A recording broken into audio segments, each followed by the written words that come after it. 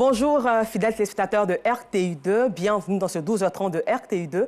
À présent, les titres. Nous nous rendrons dans le centre nord du pays, dans l'univers des femmes battantes Mangoro, un groupe ethnique de Katiola qui ont fait du métier de poterie leur occupation quotidienne. Et puis au Nigeria, il y a eu au moins 110 morts lors d'une explosion dans une raffinerie illégale. Dans ce journal, nous soulignons que nous serons en compagnie de Ngamble Konaté, notre confrère du service des sports, pour parler du nouveau président de la Fédération ivoirienne de football. Le sommet international des bénévoles africains, SIBA, a initié tout récemment une conférence de presse. Il s'agissait de lire le rapport final de leur premier sommet qui s'est tenu du 9 au 11 septembre 2021 à Yamoussoukro.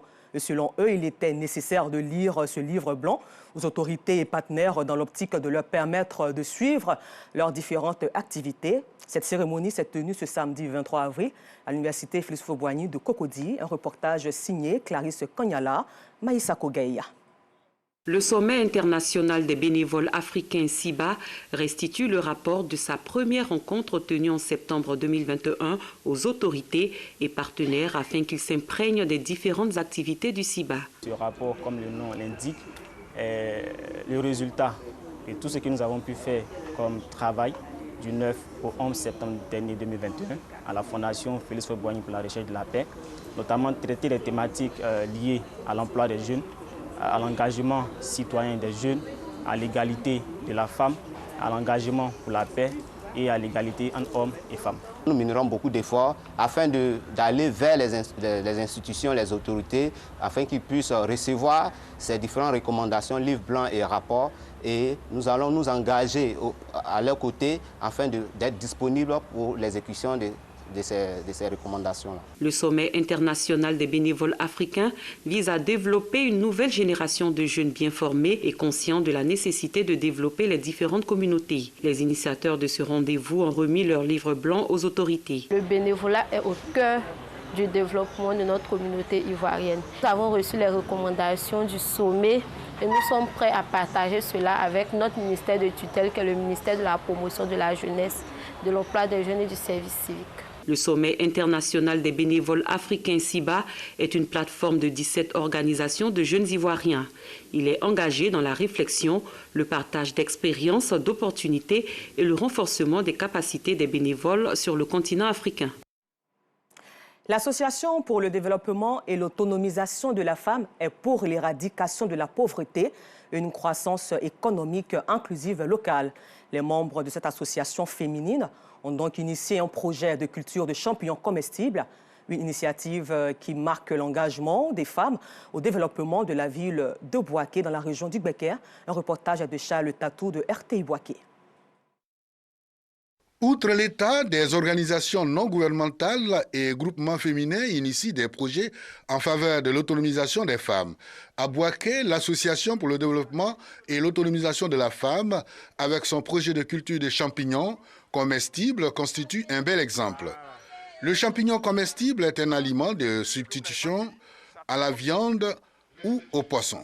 Les responsables du projet viennent de lancer officiellement leurs activités en présence des autorités locales. Le champignon même a des vertus thérapeutiques.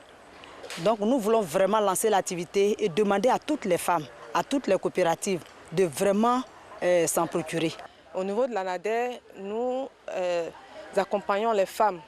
La preuve, nous avons une direction du genre et de développement. Et nous accompagnons les femmes dans leurs activités.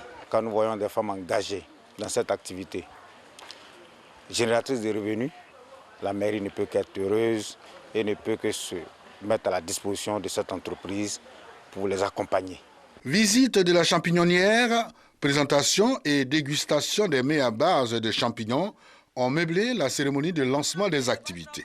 L'Association pour le développement et l'autonomisation de la femme œuvre également pour la promotion de la cohésion sociale, le développement local et le bien-être des femmes.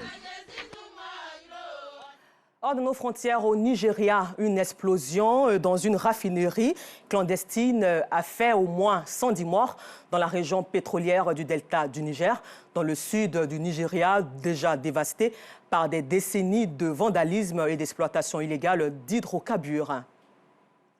À l'international en France, hier, après un bref échange téléphonique avec Emmanuel Macron, Marine Le Pen promet de poursuivre son engagement pour la France et les Français, soulignant qu'elle a obtenu 42% des voix contre 58% pour Emmanuel Macron. Dans les dossiers de la 2 aujourd'hui, nous nous rendons à Katsula, au centre-nord du pays, où se trouvent des femmes battantes qui manient l'argile. Il s'agit de potières. La poterie, une activité réservée uniquement aux femmes Mangoro, groupe ethnique de la ville de Katsula, région du Hambol. Des pots de fleurs, des jarres, en passant par des ustensiles de cuisine, ces femmes montrent le savoir-faire avec l'argile. Georgette Ido Fofana et Gilles Tonien ont fait un tour dans leur univers à Katsula. Mamaba Koulibaly est potière à Katsula dans la région du Hambol. Ce matin, elle se rend à la carrière où est extraite l'argile pour la fabrication des pots. Quand on commence, il y a beaucoup de sable, on doit couper pour enlever tout. Maintenant, maintenant, on trouve l'argile qui se trouve en bas. Sinon, au-dessus, c'est le sable qui est là. Elle est gros caillou même. La poterie, un métier exclusivement réservé aux femmes Mangoro, un groupe ethnique originaire de la ville de Katsula. C'est nous les Mangoro, c'est ce qu'on a choisi, c'est l'argile qu'on a choisi. On a dit lorsqu'on allait venir creuser là, on n'a pas droit à toucher à l'or, mais c'est l'argile qu'on devait venir prendre. L'extraction de l'argile demande beaucoup de force physique. Les potières font donc appel aux hommes moyennant une rémunération. L'argile, l'âme de la poterie, ne rime pas avec la saison des pluies. Elle est extraite une fois par an pendant la saison sèche. C'est une seule fois dans l'année, parce que c'est la saison sèche qu'on creuse l'argile. Parce qu'à ce moment, la pluie s'est arrêtée. Il ne pleut pas, donc quand c'est comme ça, la terre est un peu sec. Mais quand c'est la saison pluvieuse, là, il y a beaucoup d'eau, la terre est mouillée. En creusant, il peut y avoir des accidents. Le trou peut s'écouler sur les gens. De retour de la carrière, l'argile doit être réduite en pâte avant le modelage. Une fois la terre bien façonnée, il faut la faire sécher pendant près d'une semaine. Quand on vient de la carrière, on pile l'argile. On obtient la pâte là pour faire la fabrication. Lorsqu'on fait la fabrication, et puis les canaries sont secs là, maintenant l'étape qui suit, c'est ce que la dame est en train de faire là. En train de gratter pour donner la forme normale au récipient. Massandje maîtrise bien la poterie. Sa spécialité, la mise en forme des pots. C'est un pot de fleurs. J'ai déjà donné la forme. Maintenant, je vais faire les dessins pour la décoration. À Katsula, toutes les femmes Mangoro exercent dans la poterie. Même les plus âgées en font leur passe-temps. Quand on est petit là, on commence à faire. Jusqu'à on va grandir, vieillir dedans. Si tu es fatigué, toi tu te reposes. Chez nous là, tout le monde, c'est ça, tout le monde fait. Nous sommes des potières, donc c'est notre travail qui est ça.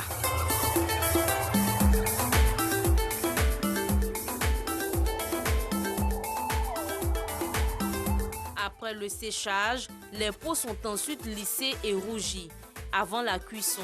Une étape très importante dans la fabrication des pots. C'est de l'argile rouge. De l'argile rouge, voici ça. On met ça dans l'eau, on laisse mouiller un peu. Et puis après, on malaxe. On malaxe dedans. On met ça dans l'autre seau là. Et puis il y a de l'eau qui est dessus. On prend le caillou là pour frotter. Et les chiffons là pour faire briller. Tant que ça n'est pas sur le canari là, ça ne brille pas. Ce jour, au quartier Mangoroso, c'est jour de cuisson. Les potières sont à l'œuvre. Nous sommes passés à la dernière étape. On doit brûler maintenant les pots. Maintenant, lorsqu'on a fini de rougir, On vient exposer un peu au soleil et puis on met des braises dedans pour bien réchauffer le canari. Si on finit de chauffer le canari, maintenant on enlève les braises qui sont dedans. Lorsqu'on finit d'enlever les braises maintenant voici les fagots qu'on a placés sous forme de matelas. Maintenant on place les canaris dessus. Mais lorsqu'on finit de placer les canaris dessus, on prend la paille maintenant pour fermer. Après une heure passée au feu, les pots sont retirés avec finesse.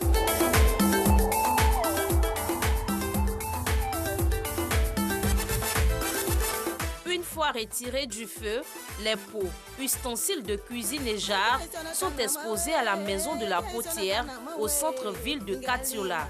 Une salle d'exposition dont a bénéficié l'ACOMAG, Association des potières Mangoro de Katiola. Cette maison de la potière reçoit en moyenne 10 visiteurs par jour. Ici, les prix varient en fonction du type d'objet.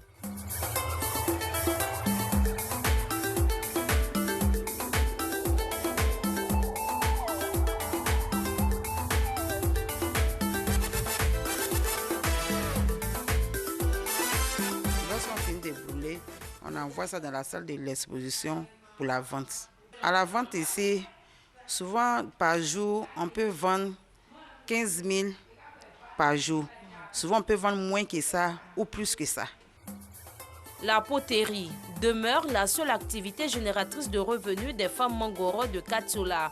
Un héritage qu'elles entendent préserver et promouvoir en Côte d'Ivoire, mais aussi à l'extérieur du pays. Et puis, comme nous le disions en titre, fidèles téléspectateurs de RTI2, qui nous prennent en marche, nous sommes en compagnie de notre confrère Ngamble Konaté du service des sports pour parler de l'élection du nouveau président de la FIF. Bienvenue à toi, Konaté. Bonjour, merci infiniment. Alors, on a un nouveau président, hein, donc qu'est-ce qu'on retient? Absolument, l'ancien vice-président de la Fédération ivoirienne de football, Yacine Izri Diallo, comme l'avait précisé tout à l'heure, est devenu le nouveau patron de la Maison des Verts, suivant les derniers instants qui ont précédé l'annonce de la victoire d'Idriss Yacine Diallo. OK.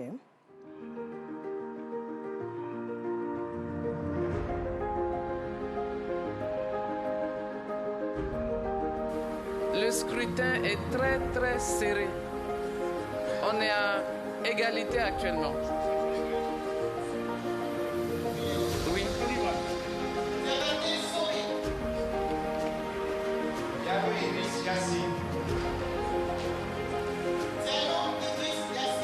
Il est passé.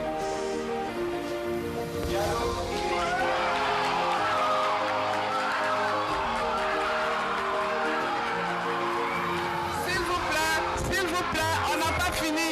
On n'a pas fini. S'il vous plaît. S'il vous plaît. S'il vous plaît. S'il vous plaît. Alors qu'on nous venons de voir ensemble cet élément. Hein. Alors, quelles leçons pouvons-nous tirer de ce scrutin après 2 ans de remue-ménage? Oui, si vous voulez, 3 leçons rapidement, comme les 3 candidats. Oui. D'abord, Didier Drouba, qui a donné, on va dire, beaucoup plus d'engouement à cette élection, parce qu'il s'est engagé. C'est la première fois qu'un footballeur ivoirien, enfin un ancien footballeur, s'engageait donc dans cette compétition-là. La deuxième des choses, c'est Sori Diabaté, qui a fait preuve de combativité avec son équipe. Malheureusement, il a perdu. L'ancien candidat, on va dire le candidat de l'ancien comité exécutif.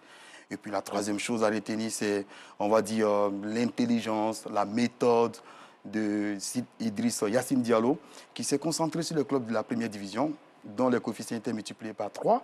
Et c'est ce qui a fait qu'il a gagné, je pense, parce que le scrutin était serré. En termes de président de club ou d'identité, Sori Diabaté a eu plus de votants, mais c'était une élection aussi stratégique.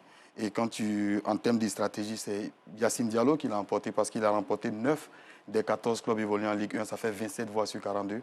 Naturellement, il ne pouvait qu'y gagner. D'accord. Merci encore à toi d'être passé sur notre plateau. Alors, nous espérons que ce nouveau président travaillera avec les 2 perdants. Didier Drouba et Sori Diabaté, absolument. Merci encore à vous et fidèles téléspectateurs de RTI2. Encore merci à vous de votre aimable attention. L'information revient à 19h30 avec Alessandra Beauparguin. Merci.